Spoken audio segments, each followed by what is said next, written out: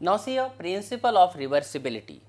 According to this principle, when final path of ray of light after any number of reflections or refraction is reversed, the ray retraces its entire path.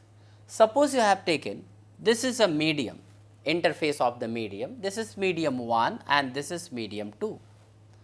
I have drawn here a normal and the incident ray is coming here, this is angle of incidence, and the angle of refraction is here, this is here.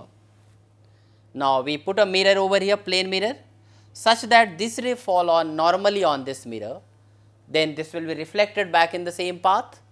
So, this ray if it is reflected, it will retrace the same path. So, now we can write here for the first case when the light is coming from medium 1 to medium 2. So, we can write mu 2 1 is equal to sin I upon sin r according to Snell's law. But when this ray is reversed or reversed by using this mirror, this will become angle of incidence and this will become angle of refraction. So, we can write here now mu 1 2 is equal to that we can write sin r upon sin I, for it is a retracing the path.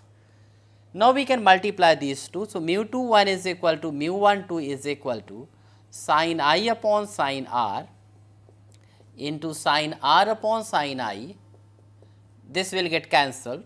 We will be getting mu 2 1 into mu 1 2 is equal to 1, and or we can write in this case here mu 2 1 is equal to